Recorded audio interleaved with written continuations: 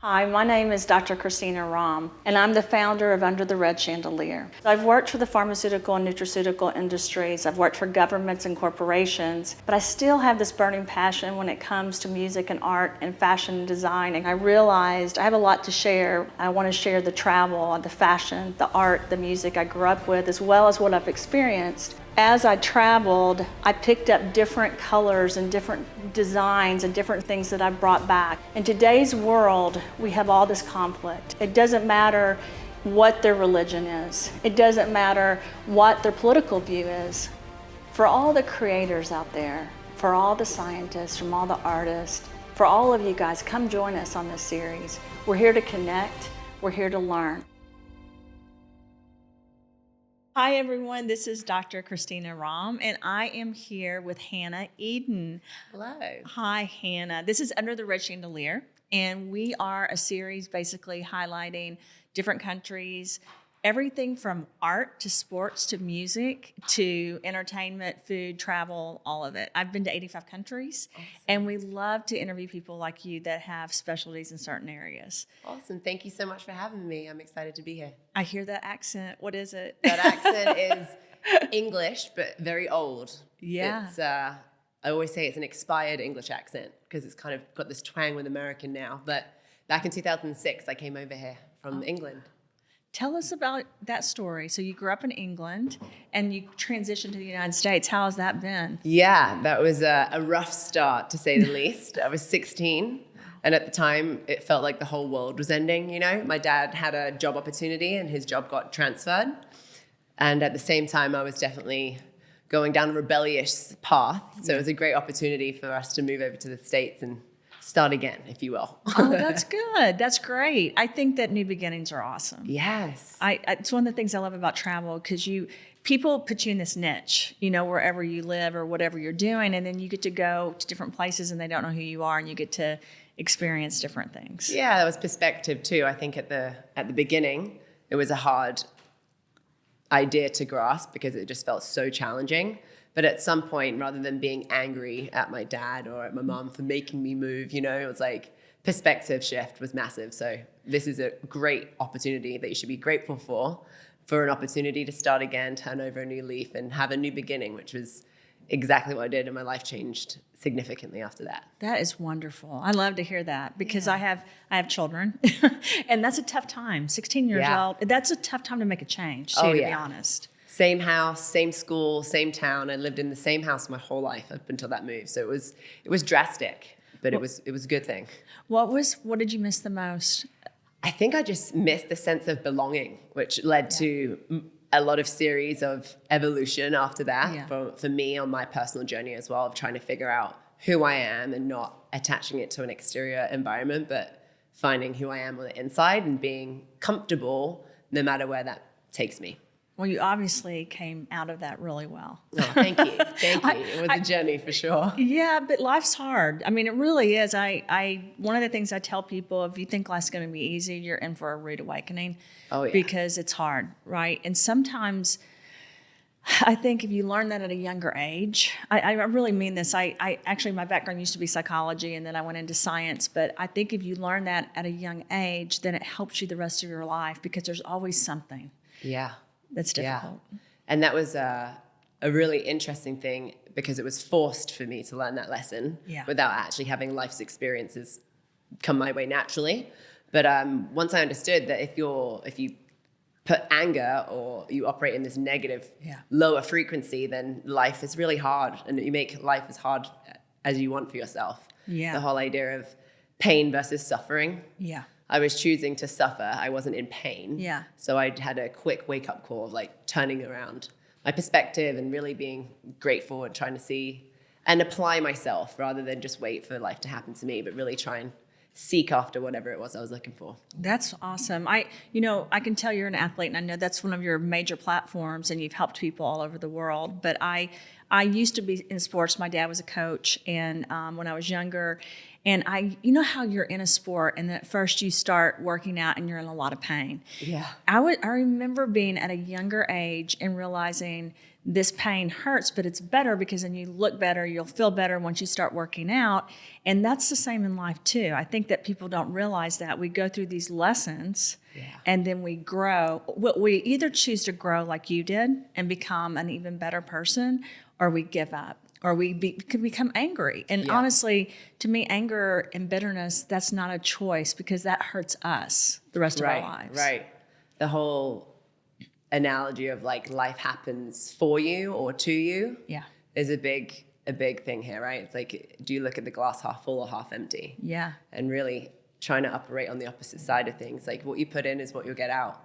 So if you put good stuff in, you'll get good stuff out. And if you make the worst of it and look at every situation like it's a bad thing, then it's going to be bad. But there are so many different ways to find a silver lining in any instance in life.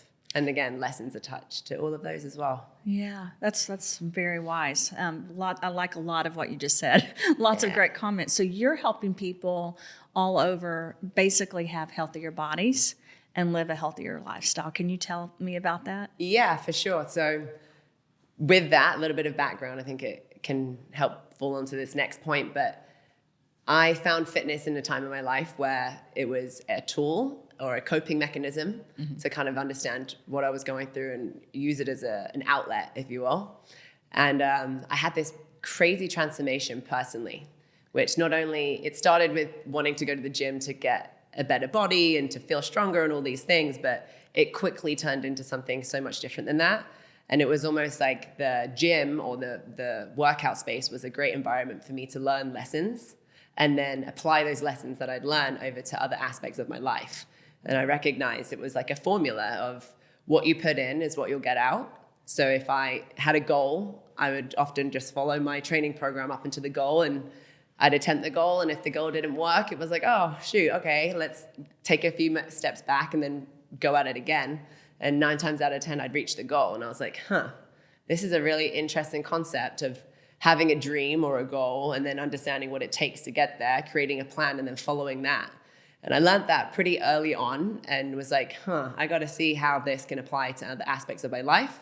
I was at that time in school for photography, but I'd landed my dream job and I achieved so much, but I didn't feel much. And that was the first experience that I'd ever had of like achieving something of greatness is one thing, but feeling fulfilled is another thing. And they weren't matching. They weren't aligned for me. So I decided to throw the towel in on photography and apply that same effort into the fitness space. It's like, I wonder if I could make this into a business. And that was my first go around at it, and had this crazy, crazy, crazy transformation. Not only was I gaining muscle and losing body fat, which now is something that I very, very rarely talk about. It's just a byproduct of the effort that we put in. But it was crazy because I built all this physical strength that gave me confidence. And that confidence then spilled over to other decisions and risks that I was willing to take.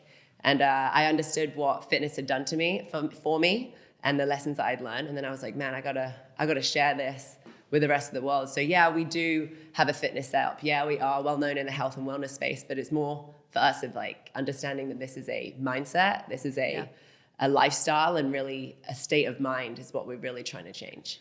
So it's not just in the gym. You're basically, your whole life is revolving around being a better you and helping others, which I think is so important. And I say this all the time. There's only one you know, and we're all so important. And I don't think it's selfish at all to focus on your own body or your own life, because you can't help others unless you do that. And you've obviously perfected that. So I would love for you to tell the listeners what steps you took to get to that point, because I think, I remember as a psychologist, I would tell people that were depressed, the first thing you need to do is get out of bed and brush your teeth. That sounds simple, right? Yeah. But the problem is sometimes people get into such a low part in life. And one of the things with Under the Red Chandelier that we want to do is give people hope. Let people use their creativity. Let people use their imagination. Tell people it's okay to be you. You don't have to be a lawyer, a doctor, a scientist, an accountant. You should be who you are. So I'd love for you to share some of those steps. I understand you're working out and you're teaching people how to work out, but what other steps are you taking to be the best you and to help other people be the best who they are? Yeah, and this is a really great question, actually, because I think over time, my idea of success has drastically changed as life has gone on. And I got into this whole social media and business world at a pretty young age. And so I've been learning who I am and growing as a person and just sharing that with my audience along the way. But I remember when success meant something very different to me. Yeah. But now, if you were to ask me what that means, which is what I think most people are striving for, is to find success of whatever that means to them in some way. But to me, success now means living a truly authentic life and being truly happy, not just in one aspect of your life, but you don't wear any masks. It's the same person and in every environment. And I think that I've figured out some kind of formula. If I was to look back and zoom out on what I have tried to do, or these different areas of my life, and sounds kind of shallow until we go into the depths of it, but really focusing on mind, body, heart, and spirit are huge. And when I say mind, I mean your mindset, the tough stuff, the discipline, the resilience, all of that stuff that in order to get better at that, you've got to put and apply yourself to do hard things. And that's where I really try and set these misogis. I'm not sure if you're familiar with what a misogi is, but it's for those that are listening that aren't, it's a impossible task that won't kill you, but you will need to apply yourself tremendously with effort and consistent training in order to complete it. So I've put myself through some pretty crazy misogis in my life. One of them being for a really good friend of mine, which was a mutual connection, which is why I'm here today. But I cycled and ran around the whole country of Iceland. Oh, wow. And it was over 800 miles. And it's like, this is going to be so hard. But through this, I'm going to learn lessons. And I was able to take so much away that I apply to the rest of my life. But that's where the mindset comes in. Because at that point, when you're doing something that hard, the physical is only 20%. The mental is the 80, right? Yeah. And then there's the heart of like understanding what makes you feel good and filling up your personal cup. And really trying to achieve that in whatever way that looks like for you. And for me, that would be what people don't see, to escape into the mountains with no cell phone service and build a fort out of trees or something strange, but whatever really makes you feel good on a personal level. And then body is obviously where people recognize me the most for, but movement and really training our bodies to be strong. Massively into ancient stoicism as well. So this whole idea of amor fati and loving fate and omnia apparatus, like ready for anything. That's why I train every day, is so that if someone says, hey, you want to go hike 20 miles, which I'm doing next week for fun, from rim to rim in the Grand Canyon, I can just be like, yeah, like I'm ready to do anything that life throws my way, and to navigate through life a lot easier and not allow my physical fitness to be something that is a deterrent from any task or adventure that gets put in my lane and in my path. And then spirit. Spirit is a massive one for me, and it doesn't need to mean spirituality or religion by any means, but really understanding what your purpose is. And we have this saying that's called find your reason.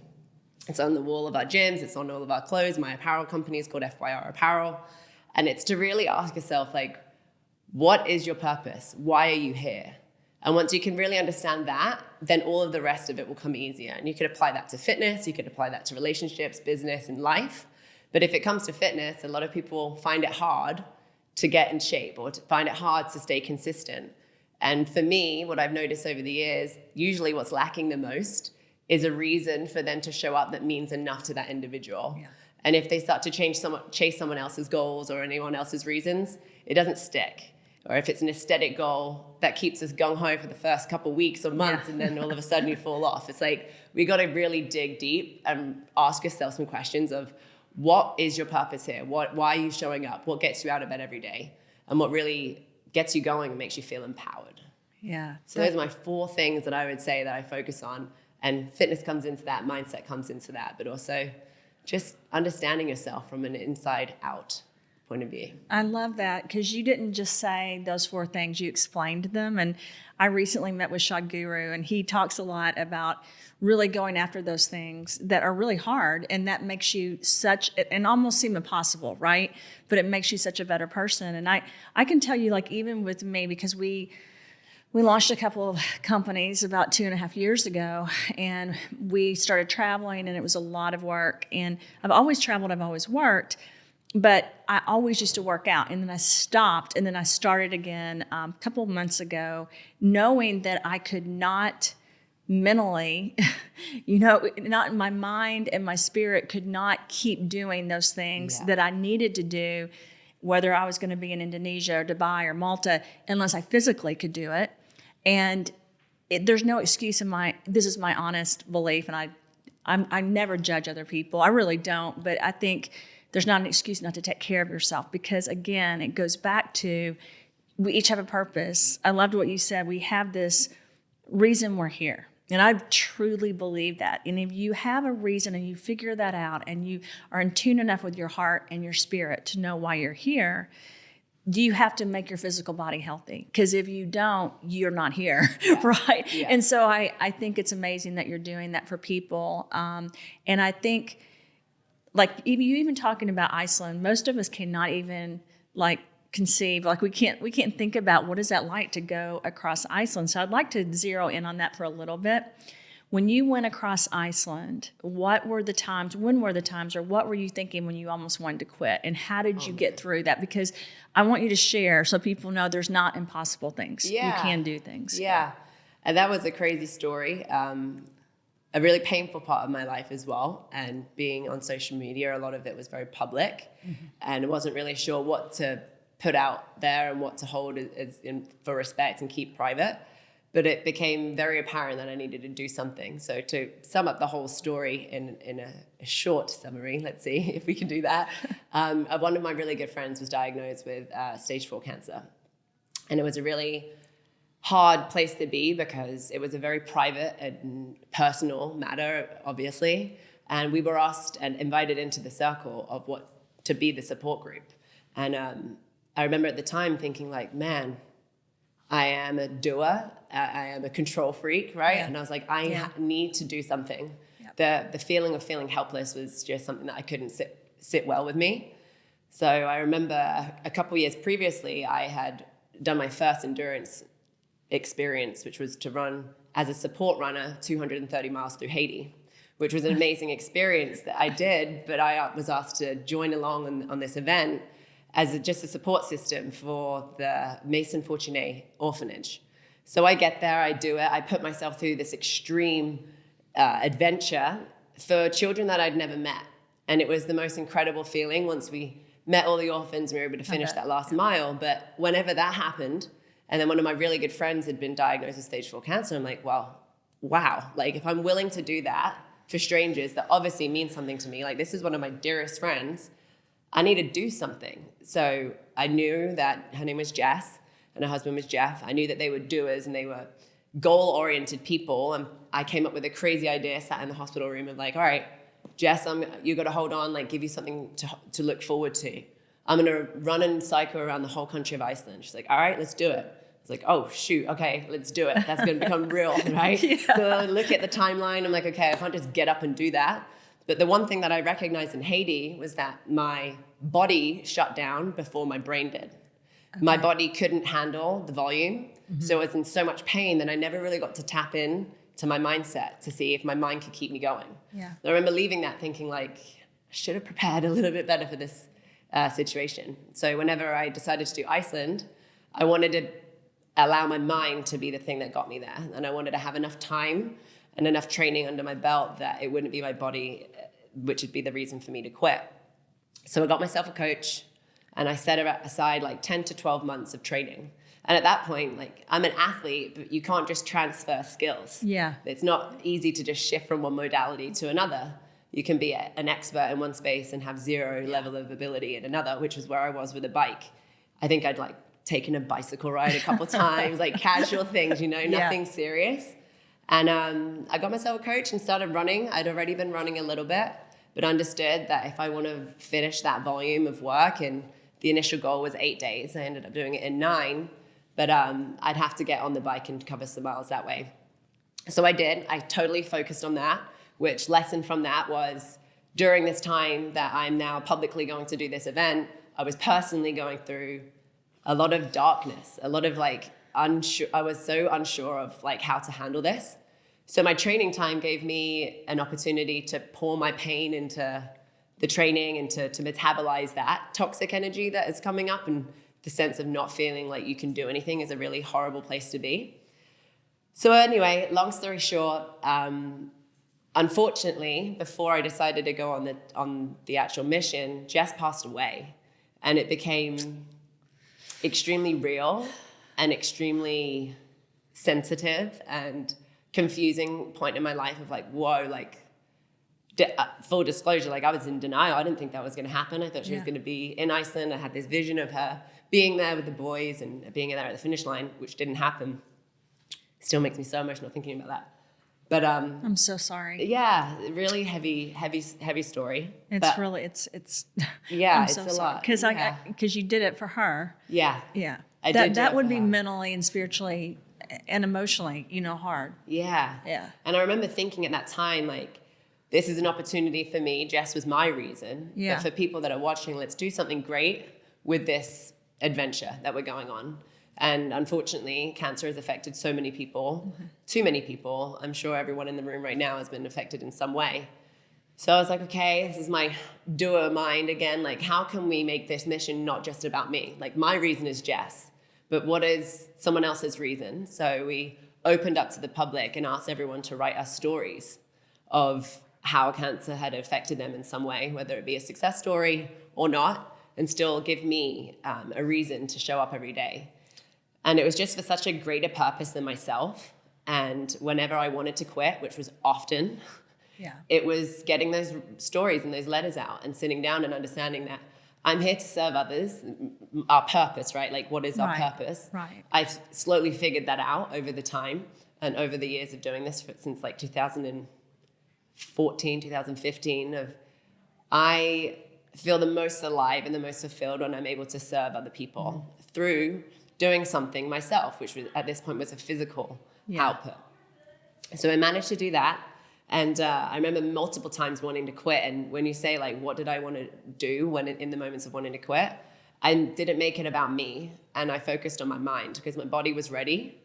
And it was so incredible. And to watch and to really experience what I preached to others, but through my own practice, was something that I had been missing, and not like in the gym for a 30-minute workout. I mean, like on the road for 8 to 9 days of, if you apply your mind, your body will follow. All these stories and all these one-liners that I hear myself coaching other people, like, focus on the positive, it will be positive. You focus on the bad, it will be bad. And I started to play a trick with myself with, I think you get to a point of soreness or pain, right? That you, for me anyway, doing such a long task for such an extended period of time, it gets to a point where the pain doesn't get any worse. It just like hits the ceiling. Yeah. But then all that's left is your thoughts and your mind to wander in all these different places. And it's really fascinating listening to your own thoughts and hearing it go on this loop of like trying to psych you out and trying to tell you to quit and then bringing you back up, and then you're the best athlete ever, and then you're back down, and then you're low. Yeah. And I just started to recognize that it's cyclical, just like life, right? It's like you push through the lows and you celebrate the highs, and that's that. And it just became this loop. But I remember on day 4 being a transformative day, which was, I kept trying to blame everyone else for my lack of ability that day. And it became so apparent that, like, we're always looking for something on the outside world to give us a reason why we can't do something. But I recognize on this mission that everyone that I was complaining about or anything that was happening, they're here for me. Yeah. They're here because they want to be here, or because I asked them to be here. And so once you can start to see that when you stop blaming other people or looking at things like life is happening to you, and own your responsibility and own your actions, which my decision to do this crazy mission was on me. So I need to own that and to start to look inwards and kind of reflect on myself and get more introspective whenever I wanted to blame or feel something externally. And the lessons, man, they were so powerful. I used the landscapes to help me get through it. When you're going, like when you're cycling up a hill, it's really hard. But on the other side of that, it's going to get easier, and you get to not cycle so much and enjoy the downhill. And it just became so beautiful to find so many parallels between life and nature and output and mindset, and really find the correlations between them all. That's amazing. That's amazing. I interview, and I've been interviewed by a lot of high performance people. That's what I say. I mean, they really have found their mission. And it's interesting. A lot of them say they found their reason to serve, right? And they're serving through their mission that they're here. And I really find that very interesting, But I've heard this over and over, and I know this happens with me, this cycle, right? Okay, I'm really good, I'm working really hard, and then I'm not good enough, right? Yeah. I need to do more, I haven't done enough. And I think that's a high performance cycle. I really do. But I think that the key is we all get down, right? It's your choice to if you're going to stay down or mentally. And I really think a lot of it is mental. Oh, for sure. And mentally choose to, and I do agree, like sometimes you physically, like I don't think I could physically do. I really think you do. I want to be able to. I'd have to train a lot more. I think you totally could do that. It would have to be definitely a mission of mine. But you choose to go up and to not stay down. And I've also noticed with high performance people, it never ends, right? There's always another goal. I love how you turned that around from, and I'll try not to cry too. I've been impacted by cancer a lot in my life as well, with friends and family and even my own life. But you chose to carry her mission on because I'm sure she would have wanted you to help other people. Because it's an interesting fact. We used to think when someone died that they were just gone. And now as scientists and doctors, we've been able to find out that when a soul leaves, when they die, the energy is still in the room for at least 7 seconds to 7 minutes. So they've been able to gauge that. They don't know where it goes after that, but I personally, and of course I'm not here to tell other people what to believe, but I personally believe that energy lives on, especially if you have connected with other high energy people, because our energy, like even us sitting here, we know as scientists that our cells talk, right? Yeah. So the more people you're around that are this high, vibrant energy, the more your soul and spirit are impacted in a positive way. If you choose to be around this low energy, and I'm not telling people not to be nice to people at all, but if you choose to be around negativity and bitterness and low energy, it's easier to stay there, right? Yeah. So you've obviously chosen wisely, and you have a partner, am I correct, in business with you? Yeah. Is he high energy? He is high energy. We both have been on this journey together for so many years. It's been a beautiful thing. I met him when I was 19. I was wondering, when you were telling the story about 16, I thought I wondered when she met her husband. Yeah, not too long after I moved here, a totally different person than I am today. And to go through those stages of evolution with him has been the most beautiful journey.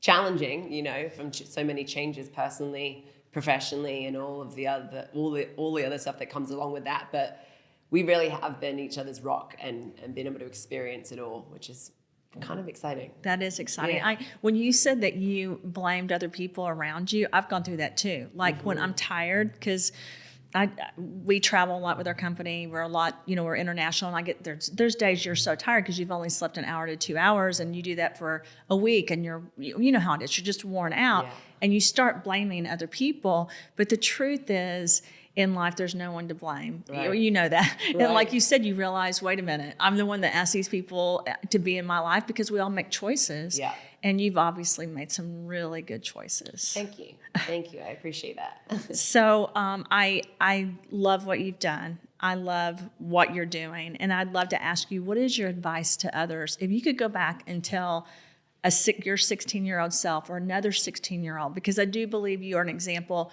for women and men, but I'd love for you to say what you would tell a girl your age when she's moving or transitioning or she's going through something hard, because right now it is hard, right? Life has been difficult for people. What advice would you give to someone at that age if you could go back and do that? I would start by this quote, and I think once we can all grasp the understanding of this quote that's been around since the 1800s, then it helps us create a life for ourselves rather than allowing life to just do what it does. It's pretty wordy. So are we ready? I'm ready. Okay. I am not who I think I am. I am not who you think I am. I am who I think you think I am. Right? I like that. That's a very wordy quote, but that tells us that we're all living in illusion. Yeah. And I'll give examples for that. I'll use the fitness space. Yeah. Oh, I can't wear that dress because they'll think I look fat. Yeah. Who's they? Yeah. No one is thinking that you look fat. That's a story that you're telling yourself that you think someone else will have of you. So if we're all living in this illusion anyway, why not just create a life that makes you feel good? Yeah. And curate a life that works on your terms, whatever that looks like. But really understanding that what you think is not the truth. Right. So tune into more of what you truly think, and what your intuition tells you is probably something in a space that you should act upon. I love that. I love that. I think that in life, the people that are so hard or judgmental people of other people are usually not happy, right? And so, and in life, the truth is, we are here to help each other, and we're here to be the best again of who we are. And so I love that advice, because there's so many women are so hard on each other. Yeah. I say this all the time. People get upset about men being hard on women, and I'm like, wait a minute. We're part of the problem. We're, sometimes jealous, sometimes envious. And the truth is, we should support each other for who we are and help each other get through the hard times. Like, I've noticed one of the things with me, sometimes I'm not empathetic enough, even though I really feel what other people feel. Sometimes I don't put myself in their shoes. Like, if you've never been depressed, it's hard to understand other people, even as a psychologist, until you're depressed. But then life always brings that around. Mm-hmm. It does. Like, life brings things around to help you learn if you'll pay attention. And so I love what you just said. So I appreciate you being on the show. Thank you for having me. Can't wait to really follow you and learn more about you, because you're amazing. Oh, thank you. I really appreciate that. You're helping a lot of people. So thank you so much. Thank you. Thank you.